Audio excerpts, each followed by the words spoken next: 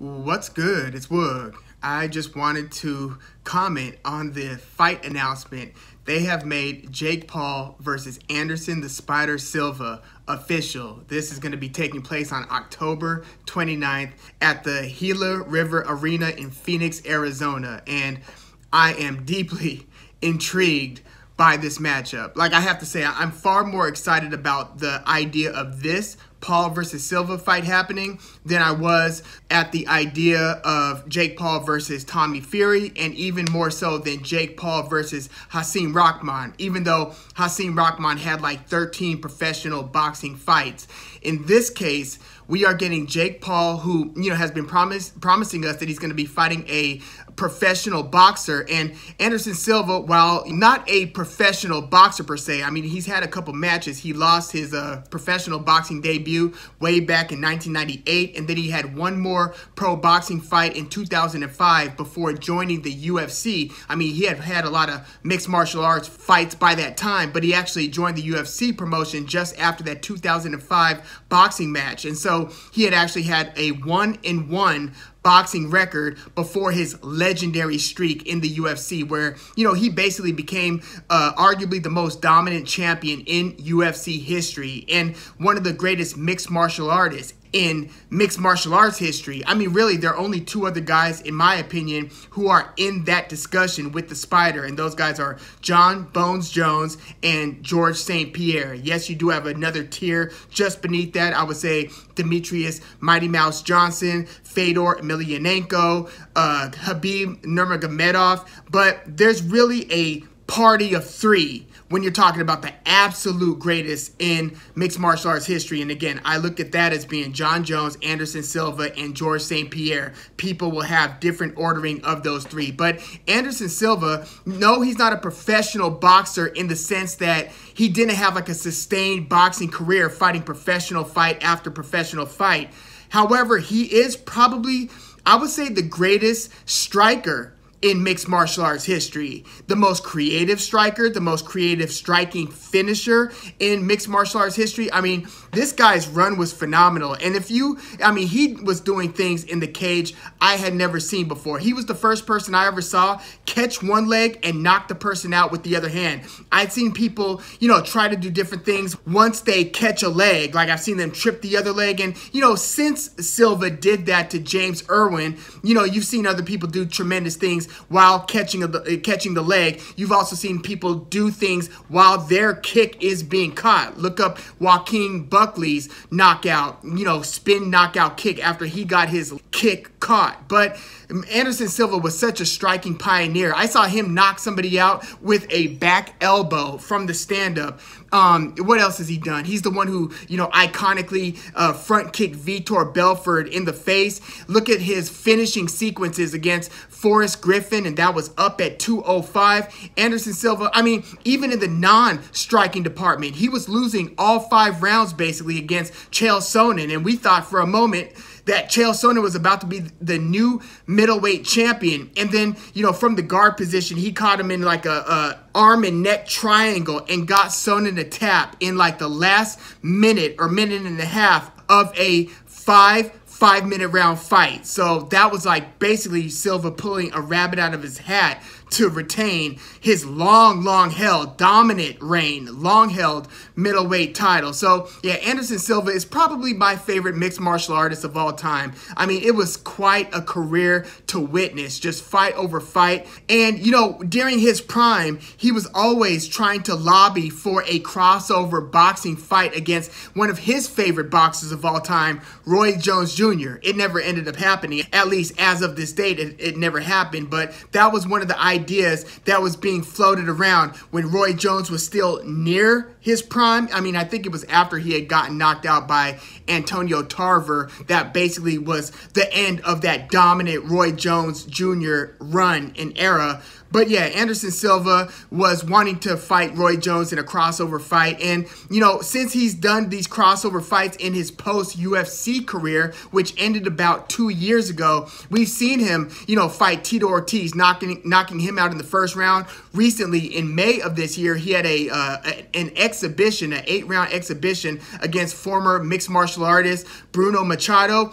But more importantly than that, and this speaks to why this Jake Paul versus Anderson Silva fight is so compelling to me, is that, I thought that Jake Paul versus Rahman might have been very interesting. In fact, if it wasn't for the dramatic weight cut that they were asking Hasim Rahman Jr. to undertake, I would have probably picked Rahman to beat Jake Paul. The only reason I was going to go Jake Paul over Rahman was because of that severe weight cut. And I just thought Jake Paul during the late rounds was going to have more in the tank than Rahman and was going to be able to be busier in those, final 3 to 4 rounds, basically. But in this Jake Paul versus Silva fight, keep in mind Silva beating Julio Cesar Chavez Jr. via split decision in an 8-round boxing fight.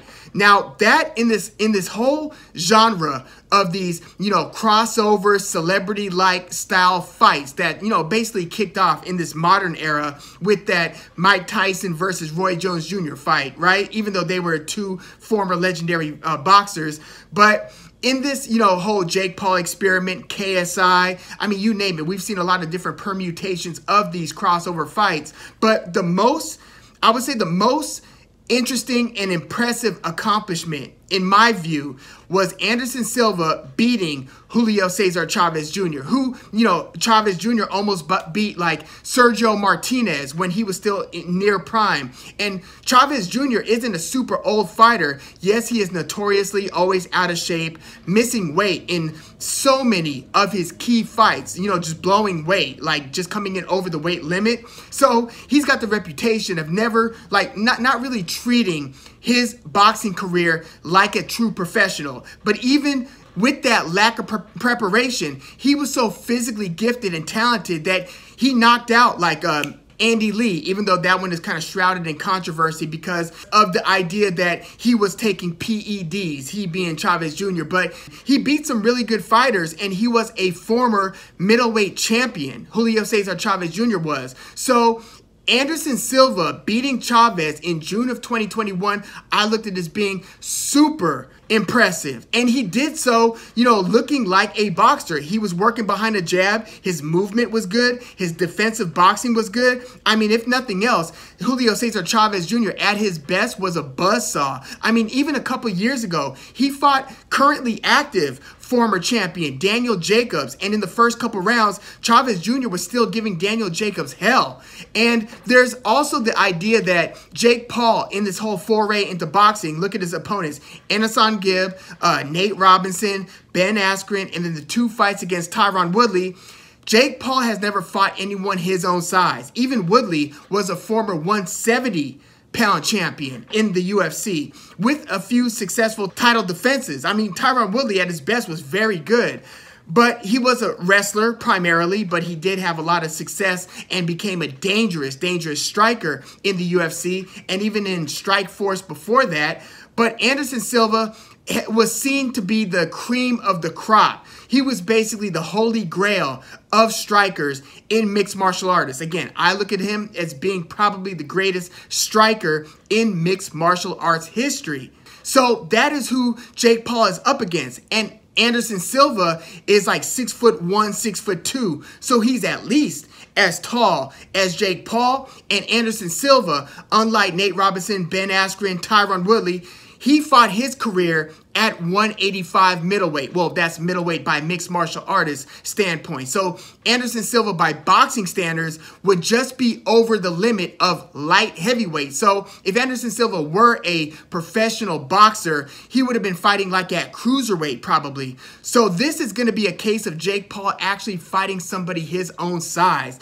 Now, the caveat to this whole thing is obviously Anderson Silva's age. He's now like 47 years old. So, he wasn't looking great, in the twilight of his MMA career where he was losing to Jared Cannonier and getting stopped by Uriah Hall. But again, he's been looking in this whole foray into the crossover style boxing matches. Anderson Silva, again, dusted Tito Ortiz off, no problem in the first round, knocked him out. I mean, I would imagine, Jake Paul would probably knock Tito Ortiz out in a boxing match too. But put it like this, if Jake Paul was going to box Julio Cesar Chavez Jr., I can't say I would favor Jake Paul over Chavez Jr. Even as unprepared as Julio Cesar Chavez Jr. seems to be in a lot of his most recent fights, I wouldn't favor Jake Paul over Chavez Jr. Anderson Silva beat Chavez Jr.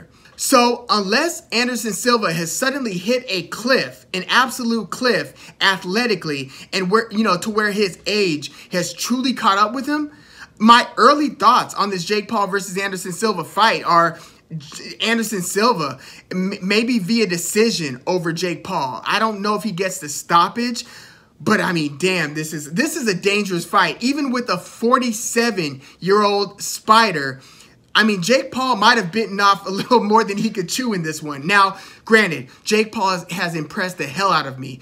First in the devastating fashion that he knocked out former NBA slam dunk contest, the undersized, athletic phenom, Nate Robinson, just the dramatic way that he put him to sleep on that Mike Tyson versus Roy Jones undercard. That was basically the first time Jake Paul really started getting people's attention. Yes, he did beat Anderson Gibb before that, but Jake Paul was seen no differently than his brother Logan Paul in terms of his boxing career at the time. He was seen no differently than a KSI at the time. But when he put Nate Robinson to sleep, even though Nate Robinson hadn't fought a day in his life professionally or even in the amateurs, it got a lot of people's attention. Like, if nothing else, it looks like Jake Paul can hit hard as hell with that right hand.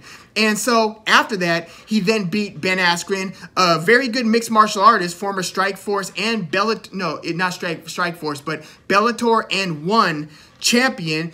He was a grappler first. He was a great wrestler, an Olympic level wrestler, world champion level wrestler, who then crossed over into MMA and was getting by in the striking department so he could take his opponent down and basically dominate the fight on the ground. That was what Ben Askren was doing. So Jake Paul knocked him out, and it was like, okay, that was a little bit more impressive because now you're fighting a bona fide fighter, albeit a non-striker. And then when he fought Woodley the first time, very close decision win for Jake Paul in their first fight. That was very credible in my book. It's like, damn, Tyron Woodley, yes, he did end his UFC career on a 4-fight losing streak, but now you're beating a striking professional fighter, albeit not a boxer, but still impressive in that you went 8 rounds with Tyron Woodley. You recovered after getting hurt, almost knocked down against Tyron Woodley, and then won a couple rounds after that to secure, again, a very close decision win. That was impressive. And then in the rematch against Woodley was a late replacement for Tommy Fury. That wouldn't be the last time Tommy Fury pulls out against Jake Paul. The second time he did it, it was due to his inability to gain entry into the U.S., given his, him and his family ties allegedly to, Daniel Kinahan. But yeah, Tommy Fury had to pull out again against Jake Paul after that. But Tyron Woodley was a late replacement, and they fought a rematch. And it was a very uneventful fight until that vicious knockout, putting Tyron Woodley to sleep. In Tyron Woodley's MMA career, I had never seen him knocked out so viciously in the way that Jake Paul did in their boxing rematch. So again, that was another level up for Jake Paul.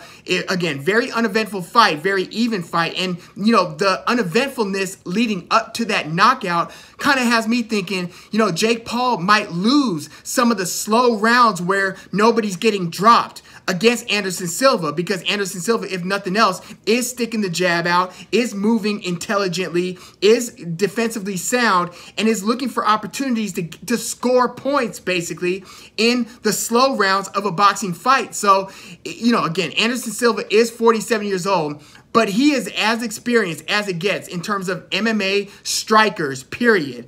And he is as dynamic a striker in MMA history as anyone. But again, the 47 years old, it is a red flag. But I'm still thinking that Anderson Silva might have more boxing skills than Jake Paul. And granted, Jake Paul has been working his tail off at improving his boxing acumen and his boxing skill set. But this by far, to me, even including Tommy Fury and Hasim Rahman Jr., this is the most dangerous scheduled opponent Jake Paul has had to date. No question. But yeah, let me know what you think about Jake Paul versus Anderson Silva. I am pretty impressed. Look, they were teasing this one for a while, but I didn't want to do any sort of an early thoughts video until it was official. But I'm pretty glad that they made this, Jake Paul versus Anderson Silva fight. It is unfortunate that they never went forward with Jake Paul versus Hasim Rahman Jr. I think that one would have been very interesting, but I am very interested and excited to see how this one plays out. Again, unless Anderson Silva's athleticism, durability, and so forth have hit an absolute cliff at the age of 47, where he looks way worse at 47 than he did in June of 2021 against Julio Cesar Chavez Jr. If all that aside, unless he does look drastically different, my early thoughts, I'm going to do a preview as we near the fight date, but my early thoughts on Jake Paul versus Anderson Silva is Anderson Silva via decision. That's where I'm leaning in my initial thoughts on this one. But yeah, let me know what you think about Jake Paul versus Anderson, the Spider Silva, the UFC legend. Oh man, this is look, Jake Paul, maybe it was because of the failed attempt at making the Tommy Fury and then Hasim Rahman Jr. fight that Jake Paul basically said, I've got to land big with this scheduling, with this fight announcement. I've got to do something big to gain the attention back after the very disappointing cancellation. But yeah, let me know what your early thoughts are in the comments, and please like the video, subscribe to the channel if you are into the fight talk. I'm Woog. Thanks for tuning in.